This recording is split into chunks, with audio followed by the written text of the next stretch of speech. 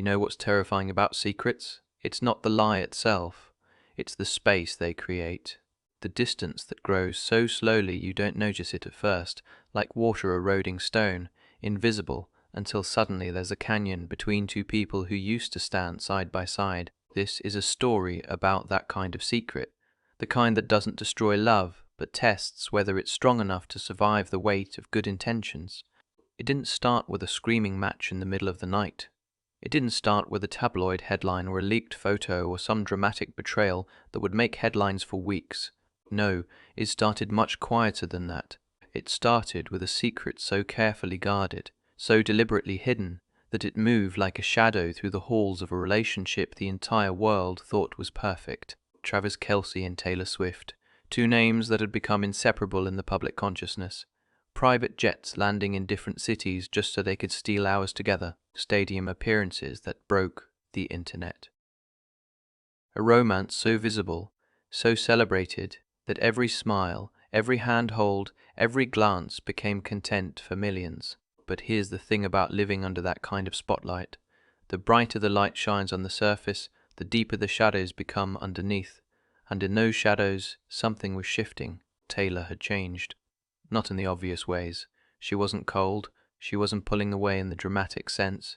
She was still there, still present, still the woman Travis had fallen in love with. But there were these moments, these small fractures in the rhythm they'd built together. She started taking phone calls in other rooms, her voice dropping to a whisper as she moved down the hallway, the door clicking shut with a softness that somehow felt louder than a slam.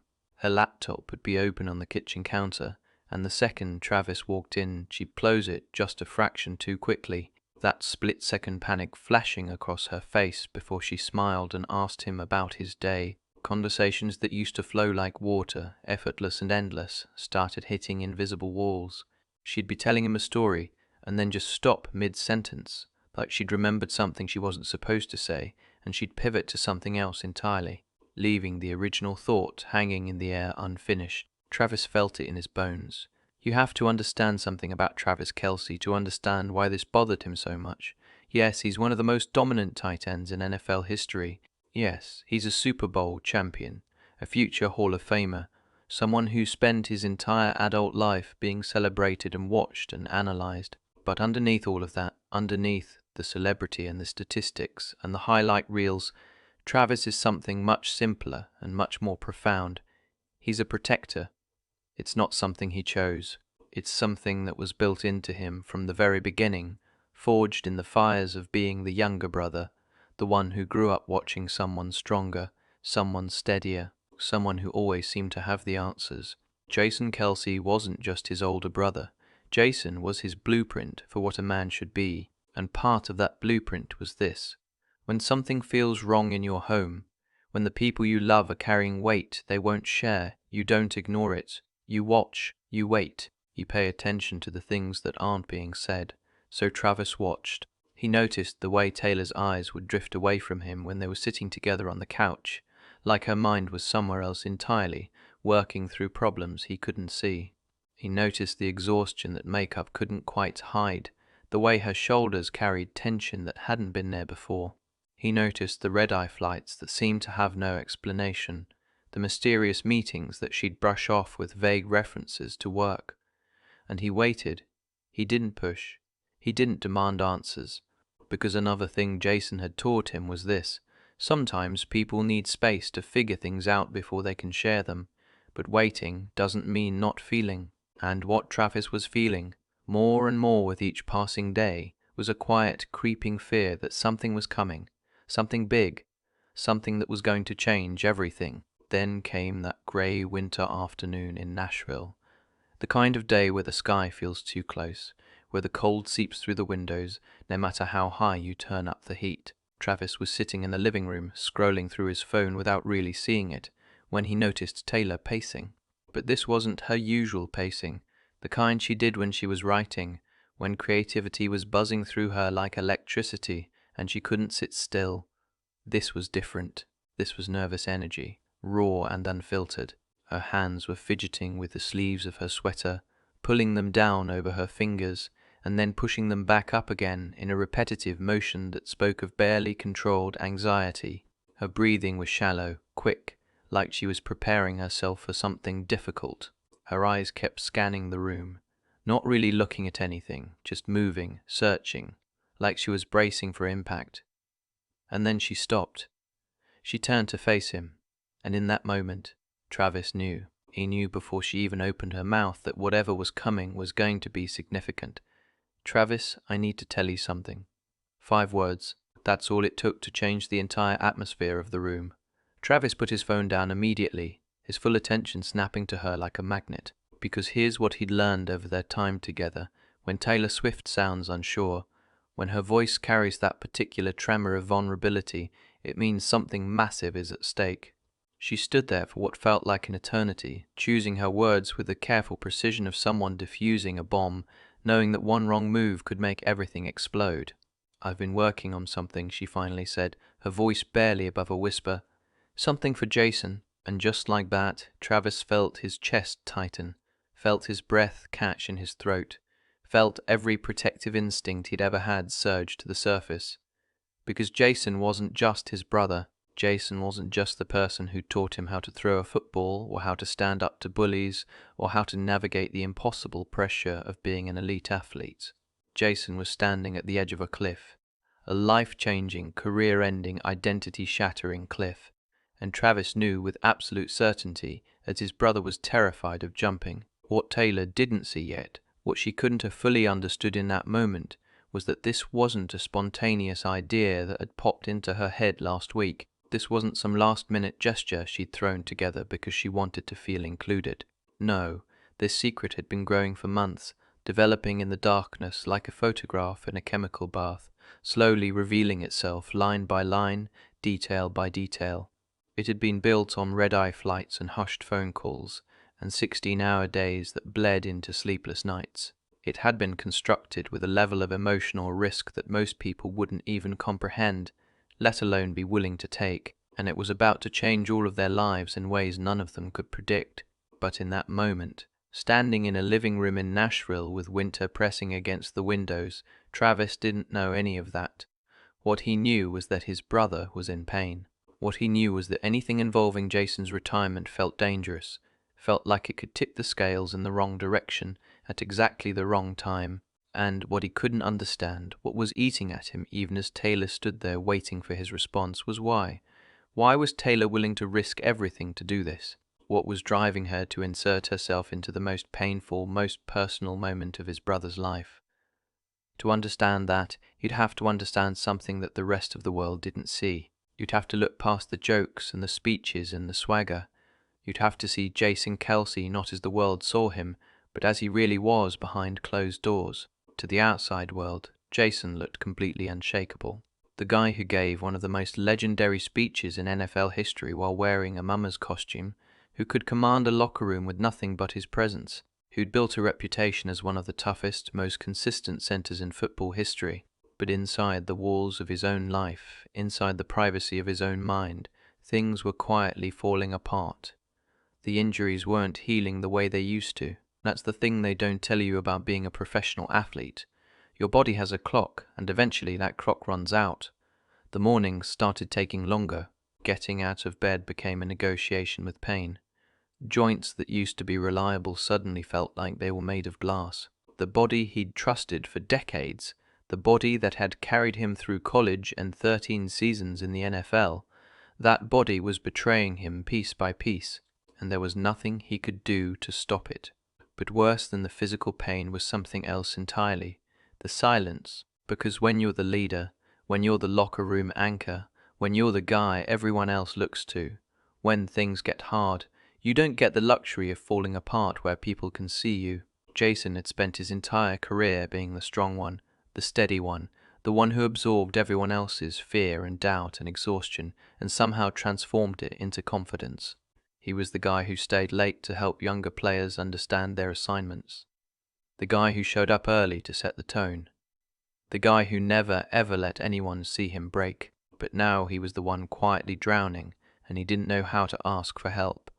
Late nights turned into early mornings with no sleep in between. He'd lie awake replaying games in his head, not the victories, but the mistakes, the moments where his body didn't respond the way it used to, the plays where he felt half a step slow. He wondered constantly if he'd already missed his moment, if he'd stayed too long, if his kids were going to remember the version of him that was declining instead of the version that was dominant. Travis saw it. Maybe not all of it, but enough. He heard it in Jason's voice during their phone calls, the way the jokes didn't land quite right, the way there were these long pauses between sentences like Jason was carrying thoughts too heavy to speak out loud. He felt it in their conversations, in the things Jason didn't say, and it terrified him, because this wasn't just about football, this was about identity. When you've been Jason Kelce, NFL center, for your entire adult life, when that's been the framework around which you've built your sense of self, what happens when that framework disappears? Who are you when the thing that defined you is gone? Travis had spent his childhood watching Jason protect him from everything. From bullies who thought the younger Kelce kid was an easy target, from self-doubt when Travis didn't think he was good enough, from failure when things didn't go according to plan. Jason had been his shield, his blueprint, his constant. Now the roles were reversing, and Travis felt completely helpless because he didn't know how to protect his brother from a decision only Jason could make. He couldn't suit up and take the hits for him. He couldn't make the pain go away. He couldn't tell Jason what to do because this was too personal, too significant, too life-altering for anyone else to decide. That's why Taylor's revelation scared him so much. The timing felt dangerous. Jason wasn't just contemplating retirement in some abstract theoretical way. He was grieving it. He was mourning the loss of an identity before it was even officially gone, and grief makes people vulnerable in ways that are hard to predict. So when Taylor stood there talking about doing something big, something emotional, something permanent, Travis didn't hear love. He heard pressure. He heard expectation. He heard something that could push Jason over the edge before he was truly ready to jump. What Travis didn't know yet, what he couldn't have known, was that Jason had already made his decision. The announcement hadn't been made, the press conferences hadn't happened, but the choice had already been finalized in Jason's mind. He just hadn't told the world yet. He hadn't even told Travis, and the only person who truly understood how terrified Jason was, the only person he'd trusted with the full weight of that fear, wasn't his younger brother. It was Taylor. But the reason Jason had chosen to confide in her, the reason he'd trusted her with truth he couldn't give anyone else, that was something that would shake Travis to his core when he finally understood it. Jason hadn't gone public yet. That detail is crucial to understanding everything that came after. Behind all the interviews where he dodged the question, behind all the speculation on sports talk shows, behind all the endless debates about whether this was really the end, Jason had already decided he was done. Not because his body had completely given out, not because he couldn't still play at a high level, but because staying felt like slowly becoming someone he didn't recognize anymore. Staying meant sacrificing more and more of himself for smaller and smaller returns, and he'd finally admitted to himself that the cost was too high. 2 weeks before that grey afternoon in Nashville, Jason had finally said it out loud, not to the media, not to fans, not even to Travis, the person he'd protected and guided and loved his entire life. He'd said it to Taylor, late at night in the quiet hours when defenses come down and truth feels possible. They'd been sitting in the kitchen, just the two of them. Kylie had gone to bed. The kids were asleep.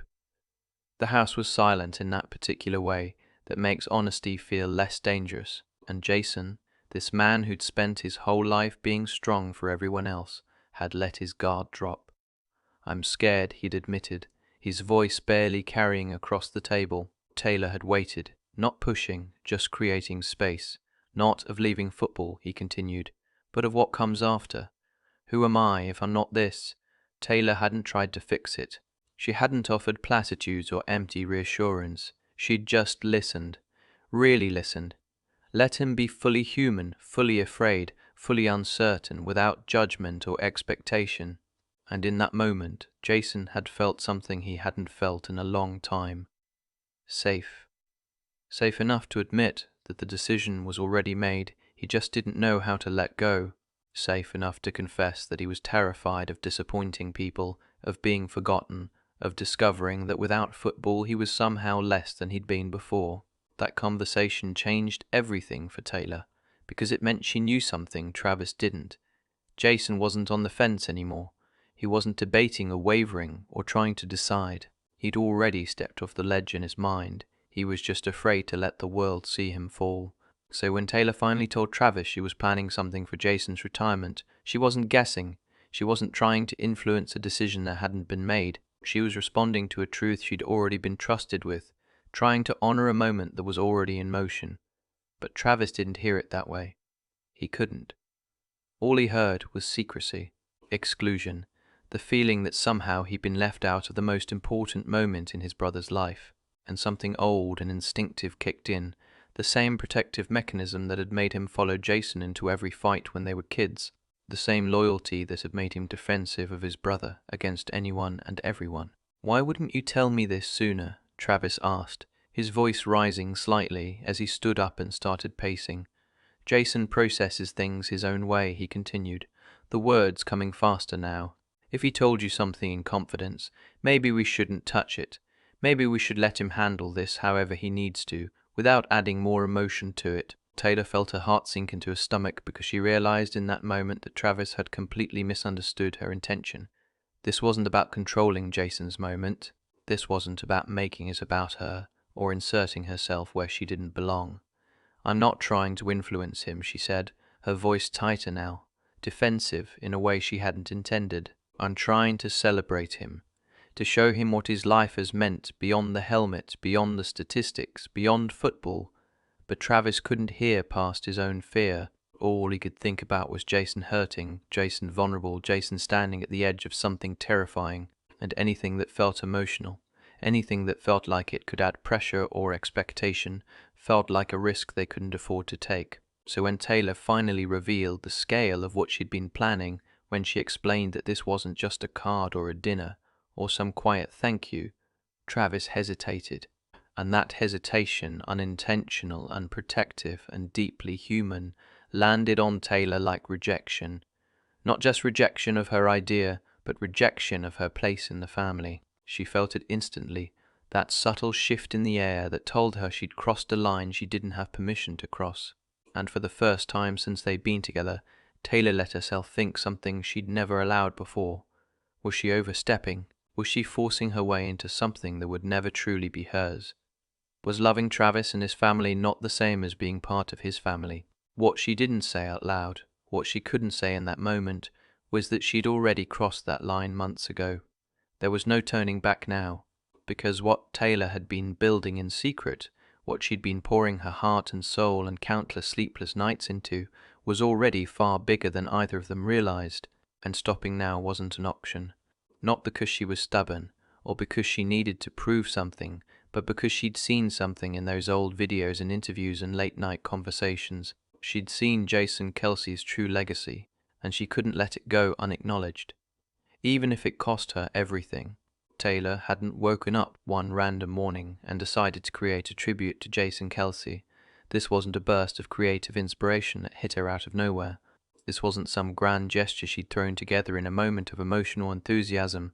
No, this had started quietly, carefully, months earlier when most people weren't even thinking about Jason's retirement as a real possibility. It was November before the season had truly ramped up, before the questions started getting more pointed, before anyone was seriously asking if this was the end. The Kelce family had gathered for dinner, one of those ordinary evenings that feel so normal you don't think to remember them later. And during that dinner, Jason had mentioned retirement, not dramatically, not emotionally, just a sentence dropped casually between bites of food, almost like he was testing how it sounded out loud. And Taylor had noticed something no one else did. The way the entire room went still for just a fraction of a second. The way Jason immediately covered the statement with humor, making a joke to deflect the weight of what he'd just said. The way Travis changed the subject almost too quickly, like even acknowledging the possibility was too painful. But Taylor heard what wasn't being said. She saw a man preparing to let go of something that had defined him since he was old enough to hold a football. And more than that, she saw how isolating that moment was. How alone Jason looked even though he was surrounded by family, So she started collecting pieces. At first it was small, almost insignificant, a phone call here, an email there, quiet messages sent late at night when no one was watching. She reached out to people from Jason's past, not announcing herself as Taylor Swift, not making it about her celebrity, just asking one simple question. What does Jason Kelce mean to you? Can you tell me a story? Can you share a memory? And the responses had come flooding in, dozens and then hundreds of them, each one adding another layer to a picture Taylor was beginning to understand. These weren't stories about spectacular plays or championship moments. These were stories about leadership that never made headlines, about a guy who stayed late to help a rookie understand a blocking scheme, about a man who showed up early not because he had to, but because it set a tone for everyone else, about someone who lifted people around him without ever asking for credit or recognition. That's when Taylor realized something profound. Jason's real story had never truly been told, not fully, not the part about the kid who protected others before he protected himself, not the teenager who chose loyalty over glory, not the man who measured his success, not by Pro Bowl appearances, but by the people he'd helped along the way. And somewhere along the journey of collecting these pieces, the project stopped being about football entirely. It became about legacy, about the mark a person leaves on the world, not through statistics but through the lives they touch. But here's the part that no one talks about, the part that ate at Taylor during every step of this process. She didn't know if she had the right to do this. Every interview she set up, every piece of footage she requested, every late night she spent editing and refining and perfecting, came with a quiet, gnawing fear. He's not my brother, she'd think at 2 in the morning, staring at her laptop screen. This isn't my family. What if I'm overstepping? What if they think I'm trying to force my way into something sacred? What if I'm confusing my love for Travis with some kind of entitlement to his family's most intimate moments? That fear is why she worked in secret, why she didn't tell Travis, why she didn't announce what she was doing to anyone who didn't absolutely need to know. She needed to be sure that she wasn't projecting her own need to belong onto a situation that wasn't about her, sure that she wasn't trying to buy her way into acceptance through some grand gesture, sure that her intentions were pure, that this was truly about honoring Jason and not about proving herself worthy of a family she desperately wanted to be part of. So she kept working in silence, pushing through 16-hour days, taking red-eye flights across the country to interview former teammates, sitting alone in editing rooms watching footage until her eyes burned and her back ached. And the deeper she went into Jason's life, the more she discovered something unexpected, something that made her cry more than once when she was alone. Buried inside decades of footage and faded photographs and old newspaper clippings was undeniable proof that the bond between the Kelce brothers wasn't just strong, it was foundational. It was the bedrock upon which both of their lives had been built. She saw it in the way young Travis looked at Jason in old photos, with a mixture of admiration and trust that was almost heartbreaking in its purity. She saw it in interview footage where Jason, already in the NFL, would deflect every question about his own success to talk about his little brother's potential. She saw it in the way they moved around each other at family gatherings, that unconscious synchronicity that only comes from a lifetime of deep connection. Then one night, sitting alone in her home studio with headphones on and the lights off, Taylor found something that changed everything. Donna Kelce, the brother's mother, had quietly handed over boxes of old family videos, dusty VHS tapes with half-faded labels, folders of digital files that had been converted years ago and then forgotten. Taylor started going through them as background material, just looking for context and texture, little moments that might add depth to the larger story she was building. And that's when she noticed a pattern. In clip after clip, across years and settings and circumstances, Jason was always there, not in the spotlight, not demanding attention or recognition, just present, standing a little closer to Travis than anyone else, speaking a little calmer when things got tense, watching a little longer to make sure his younger brother was okay. Then she found the video, the one she would replay over and over again, the one that would become seared into her memory, the one that would fundamentally change how she understood both of these men. It was old footage, grainy and slightly washed out, the kind of home video that screams 1990s suburban America. Young Travis couldn't have been more than 8 years old, sitting on the front steps of their childhood home. He was still in his Little League uniform, grass stains on the knees, cap slightly crooked on his head, and he was crying, not sobbing, but that quiet kind of crying kids do when they're trying to be tough but can't quite manage it. He'd struck out. In the grand scheme of things, it was nothing, but to an 8-year-old kid who wanted desperately to be good at something, who wanted to make his family proud, it felt like the end of the world. Then Jason appeared in the frame, also in a baseball uniform, slightly bigger, maybe 11 or 12 years old. He sat down beside Travis on those concrete steps. No big announcement, no forced pep talk, just quiet solidarity. "You know what the difference is between good players and great players?" Jason asked, his young voice already carrying that calm certainty that would define him later. Young Travis shrugged, still staring at the ground. "Good players get mad when they fail," Jason said simply. "Great players learn something." Travis looked up then. His tear-stained face showed the first hint of hope.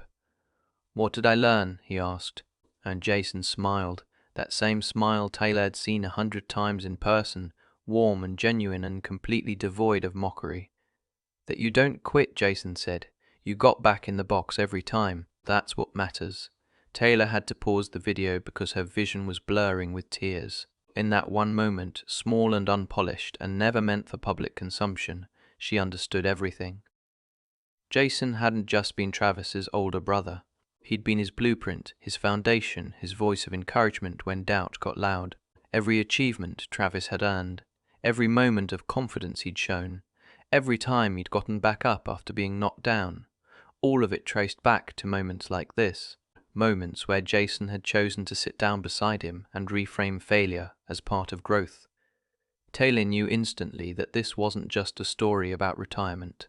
This was a story about a man who had spent his entire life making sure other people felt stronger than they thought they were. A man who built others up so consistently, so naturally, that it had become invisible.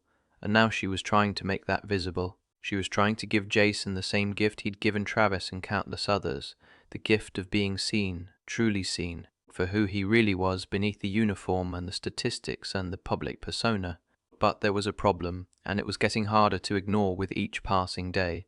She was doing all of this alone, without Travis's blessing or participation, without confirmation that she wasn't crossing a line that could never be uncrossed. Every late night came with the same question echoing louder and louder in her head. What if this isn't my place? What if I'm wrong?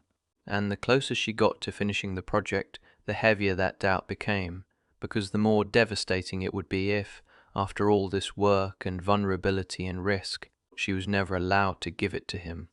If the family she'd been trying to honor saw her gesture not as love but as intrusion. While Taylor buried herself deeper into the work, something else was happening. Something she was too consumed to notice at first, but that was growing more significant by the day. The silence between her and Travis was expanding, filling up the space where communication used to flow easily. And the silence wasn't planned. It wasn't a strategy or a punishment. It just happened, the way these things do when two people are operating from different places of fear. One unanswered text message turned into two. Two turned into a full day of not speaking, and before Travis fully realized what was happening, 4 days had passed without him hearing Taylor's voice. Taylor had disappeared into the work, not emotionally. She hadn't stopped loving Travis or thinking about him. But physically, practically, she was barely present in her own life. She stopped sleeping regular hours, lived on coffee and adrenaline, and the desperate momentum of someone who knows that stopping means breaking. She bounced between recording studios and airports and editing rooms like a pinball, moving too fast to think, too focused to feel, because stopping meant thinking, and thinking meant confronting the question she'd been avoiding. What if Travis is right? What if doing this does make things harder for Jason? What if loving this family means knowing when to step back instead of pushing forward? So she didn't step back, she pushed harder. 16-hour days coordinating interviews across the country, late-night phone calls with editors in different time zones, last-minute requests for footage that no one had touched in years, archives that had to be hunted down and digitized and carefully incorporated into the larger narrative. Her team noticed. Her manager pulled her aside and told her she looked exhausted. Her assistant gently suggested maybe taking a day off. But Taylor couldn't, because she wasn't chasing perfection anymore. She was chasing certainty. If she was going to risk her relationship with Travis, if she was going to risk being seen as an outsider trying to buy her way into acceptance, if she was going to risk everything she'd built with this family, then this project had to matter. It had to be undeniable.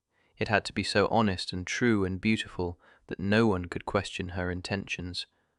Meanwhile, Travis was unraveling in his own way. Every time he picked up his phone to call her, he hesitated. His finger would hover over her name in his contacts, and he'd want to call, want to apologize, want to say that he trusted her judgment and supported whatever she was planning. But then Jason's voice would echo in his head, the exhaustion, the fear, that quiet finality when he'd talked about being ready to walk away, and Travis would convince himself that he was doing the right thing by waiting, by giving space, by not adding more pressure to an already impossible situation. He told himself he was protecting his brother. He told himself that Jason needed calm and stability right now, not more emotion. He didn't realize that in his attempt to protect everyone, he was losing the person who'd quietly been protecting them all along, because Taylor wasn't pulling away to punish Travis. She wasn't withholding communication as some kind of manipulation or power play. She was pulling away to survive her own doubt. Every time she thought about calling him, she'd remember the look on his face when she told him about the project. That flash of concern, that protective hesitation, and she'd interpret it as confirmation of her deepest fear that she didn't belong, that she was overstepping, that she was trying to force her way into a family that would never truly be hers. So she stayed away, poured herself into the work, and tried not to think about what it would mean if Travis never understood what she'd been trying to do. As the days passed, one thing became painfully clear to both of them, though neither said it out loud. Whatever Taylor had created, whatever she was about to reveal, there was no turning back now. The project was finished. Jason's retirement announcement was scheduled, and there was only one move left to make. Taylor had to show Travis everything. She had to lay it all out, every interview and video clip and photograph and carefully constructed narrative thread, and trust that he would see it the way she intended, not as interference, not as overreach, but as love. The kind of love that works in secret, not because it's ashamed, but because it's uncertain whether it has earned the right to be public. So she called him. Her voice was steady, but underneath it was something else. Exhaustion that went bone deep, resolve that came from knowing she'd already committed too much to back out now, and a kind of finality, the sense that this conversation would determine everything that came after. "I need you to meet me at the studio," she said. "No preamble, no small talk. There's something you have to see before Jason's announcement tomorrow." Travis almost said no, almost made up an excuse about practice or meetings or needing to be somewhere else, but something in her voice stopped him. So 30 minutes later, he walked into the Nashville studio where some of Taylor's biggest songs had been born, where magic had been created and captured and released into the world. But tonight felt different. The lights were dimmer. The air felt heavier, charged with anticipation and vulnerability, and the space didn't look like a recording studio anymore. Screens lined the walls, professional monitors set up in careful rows. Lighting equipment stood quietly in the corners. Photo displays stretched across the available space like a timeline, a visual journey through a life. Jason's life. Childhood photos beside high school action shots, beside NFL moments, beside family snapshots. Travis stopped walking and just stared, trying to process what he was seeing, trying to understand the scope of what Taylor had created. And Taylor stood in the center of it all, smaller than usual somehow, like the weight of what she'd built had physically diminished her. Her frame looked thinner than he remembered, dark circles under her eyes that no amount of makeup could fully hide. She looked like someone who carried something far too heavy for far too long, who'd finally reached the end of the journey but was terrified of what came next. "Before you say anything," she said softly, her fingers gripping the remote control in her hand like a lifeline, "I need you to watch." The screen flickered to life, and suddenly Travis was staring at a title card. More than a game, the Jason Kelce story. The font was simple, elegant, and underneath it in smaller letters, for a brother, a father, a leader, a legacy. And just like that, Travis stopped breathing. For the next 47 minutes, he watched his brother's life unfold in a way he'd never seen before, even though he'd lived large parts of it alongside Jason. There were home videos he didn't remember existing, moments captured by their parents that had been lost to time until Taylor hunted them down. High school teammates, now grown with families of their own, talking about Jason's leadership before anyone outside Cleveland even knew his name.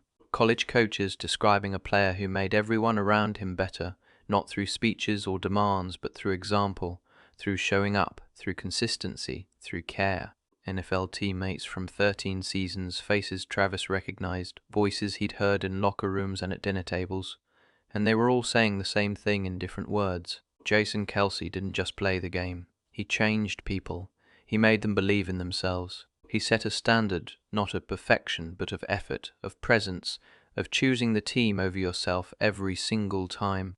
But the moments that broke Travis, that made his chest feel like it was caving in, weren't about football at all. They were personal. Donna, his mother, talking about watching Jason become a father, describing how naturally he'd transitioned from being a protector on the field to being a protector at home, how he measured his days not by touchdowns but by whether he'd shown up fully for his daughters. Kylie, Jason's wife, describing the man she'd built a life with, talking about a husband who never brought the stress of the locker room home, who measured success by presence, not praise, who'd chosen over and over again to be available, to be soft when the world demanded he be hard, to let his family see the human underneath the helmet. And then Travis saw himself on screen. At first he didn't remember the interview, didn't recognize when or where it had happened. Then it came flooding back, a day a few months ago, when Taylor had been asking him questions about Jason, seemingly casual, just curious about his brother. He'd thought it was just her wanting to understand the family better. He hadn't realized she was recording, hadn't known what the footage would be used for. And there he was, talking about Jason in a way he'd never done publicly. Laughing at first, telling funny stories about their childhood, but then the questions had gotten deeper, and his answers had followed them down into more vulnerable territory. He didn't just raise me, Travis heard himself say on screen, his recorded voice thick with emotion. He showed me what being a man actually looks like. Not the tough guy stuff, not the ego, but the part about showing up even when you're scared, about making other people feel strong even when you feel weak, about choosing love over pride every single time. Travis felt it hit his chest like a physical blow. He'd said those words months ago, had maybe thought about them a handful of times since, but hearing them now, in this context, as part of this larger story Taylor had woven together, they landed completely differently. Because while he'd been protecting Jason from imagined harm, while he'd been worrying about pressure and timing and emotional vulnerability, Taylor had been protecting something much bigger. She'd been protecting Jason's entire legacy, making sure that when his brother stepped away from football, the world would understand what they were really losing, not just a great center, but a transformative human being. When the screen finally went dark, the room stayed silent. Travis was crying openly, not trying to hide it or wipe the tears away, just sitting there letting them fall, because there was no other possible response to what he'd just witnessed. "How did you do all of this?" he finally whispered, his voice barely functional. Taylor wiped her own eyes, took a shaky breath. "I had help," she said quietly. "A lot of people wanted to be part of this. But I led it because I needed him to know." Travis looked around the room again, really seeing it now. The photos arranged with such care, the narrative threads woven together with precision and artistry, the hours and days and weeks and months of work that had gone into every single frame. And in that moment the truth landed on him with crushing weight. Taylor hadn't been pushing her way into his family.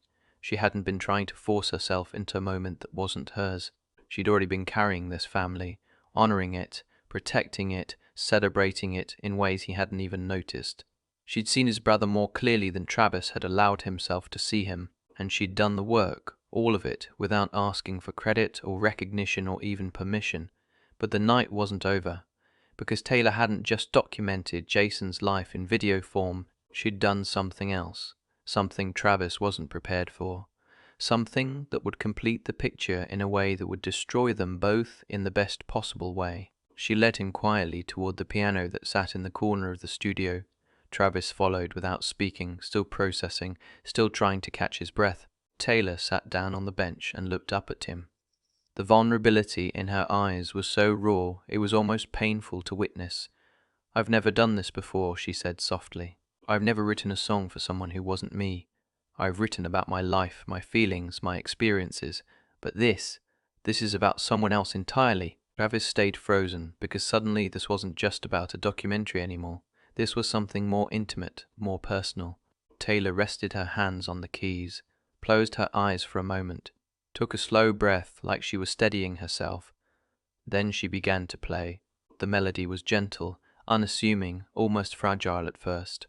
Simple chord progressions that built slowly, carefully, like she was constructing something too delicate to rush. And then she began to sing, not with the polished perfection of a stadium performance, not with the calculated power of a recorded track, but like someone telling the absolute truth for the first time, and terrified of how it will be received. The song wasn't about touchdowns or championships or Pro Bowl selections. It wasn't about the glory moments that would make highlight reels. It was about a big brother's heart, about a boy who grew up early, so someone else wouldn't have to, about a man who carried weight quietly so others could feel lighter, about strength that didn't need applause to exist, that didn't require recognition to be real. Travis felt himself coming apart because every single line landed somewhere deep, somewhere old, somewhere he usually kept protected. She sang about Jason teaching by example, never demanding but always demonstrating, about love that shows up instead of speaking loudly,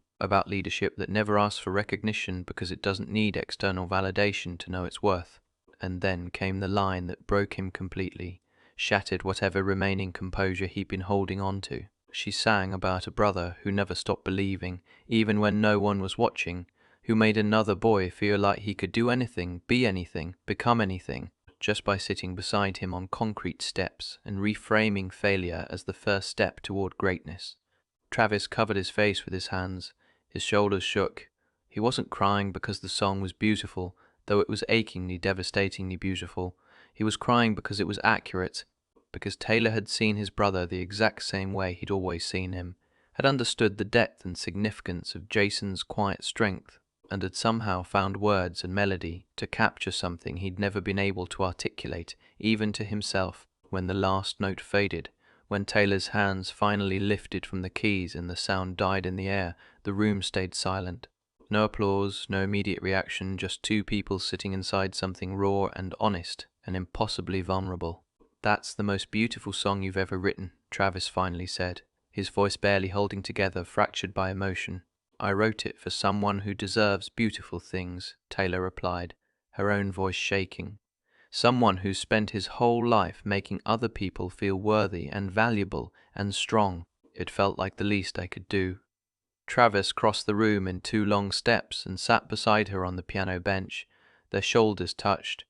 For a moment neither of them spoke. Then Travis said, "I owe you an apology. A really big one." Taylor shook her head gently. "You were protecting your brother. I understand that. I never blamed you for it." "No," Travis said, his voice firmer now, more certain. "You don't understand. I wasn't just protecting Jason. I was treating you like you didn't belong. Like loving my family was something you had to earn instead of something you'd already done. Like you were an outsider trying to force your way in instead of someone who'd been carrying us all along." Taylor looked down, swallowing hard against the emotion rising in her throat. "I was scared," she admitted. "Scared that you thought I was overstepping, that I was trying to claim a place that would never really be mine, that I was confusing my feelings for you with some kind of right to your family's most private moments." And that's when Travis finally understood. The secrecy wasn't about control. The distance wasn't about manipulation. All of it, every hidden phone call and closed laptop and vague explanation, had been driven by fear. Fear that she was crossing a line.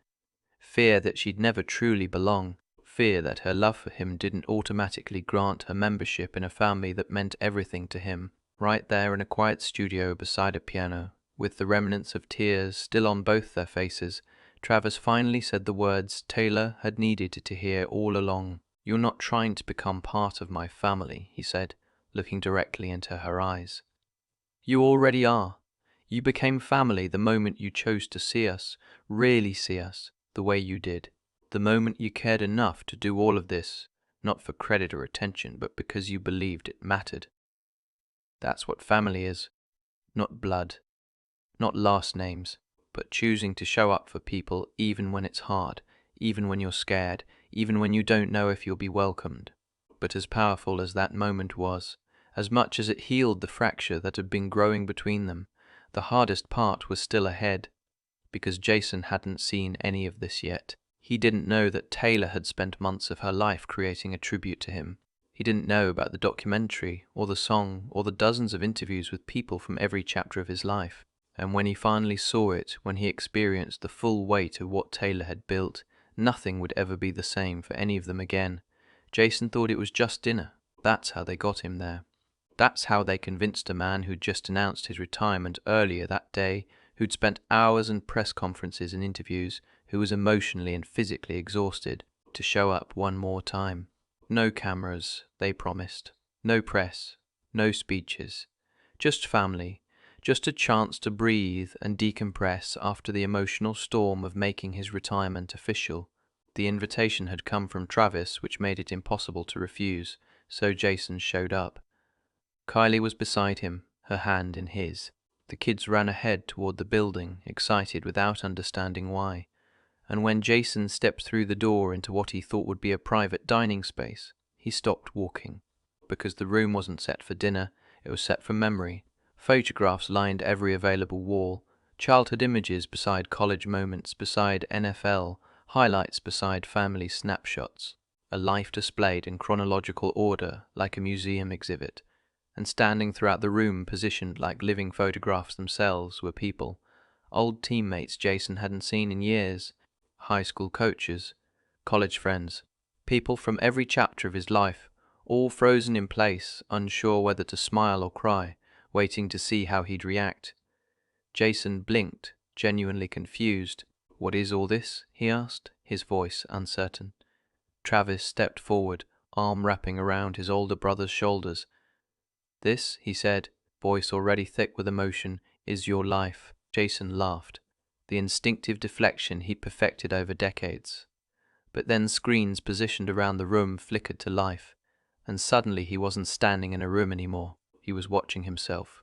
Not the highlight reels he'd seen 1,000 times, not the championship moments or Pro Bowl selections, the moments in between. The man who stayed late to help a backup center understand a protection scheme. The leader who spoke last in team meetings because he wanted to hear everyone else first. The father who showed up to every school event even when his body was screaming for rest. Jason saw his daughters on screen, talking about their dad like he was their personal superhero, describing him not through football accomplishments but through the way he made them feel safe and loved and seen. He saw Kylie describe a husband who measured success by presence, not praise, who chose availability over achievement, who'd built a life based on showing up fully in every moment. He saw former opponents, players who'd lined up across from him for years, admit that competing against Jason Kelce had changed how they approached not just football but life, because his combination of ferocity and respect had shown them that you could be fierce and kind simultaneously. And then Taylor stepped forward. No introduction, no explanation. She just walked quietly to the piano and sat down. Jason didn't know what was coming, didn't understand that there was more, that the documentary had been just the beginning. The room went silent as she played the first note, and when she began to sing, really sing, Jason's smile slowly faded. Because this song wasn't flattering in some generic way, it was knowing. It told the story of a man who carried others without asking to be carried himself, of a brother who made someone else believe they were unstoppable just by sitting beside them and reframing failure, of strength that never demanded attention, never required applause, just existed quietly and changed everything around it. Jason covered his mouth with his hand. Tears slipped past his defenses before he could stop them. This woman, his little brother's girlfriend, had somehow looked into the deepest parts of who he was and translated it into music. She'd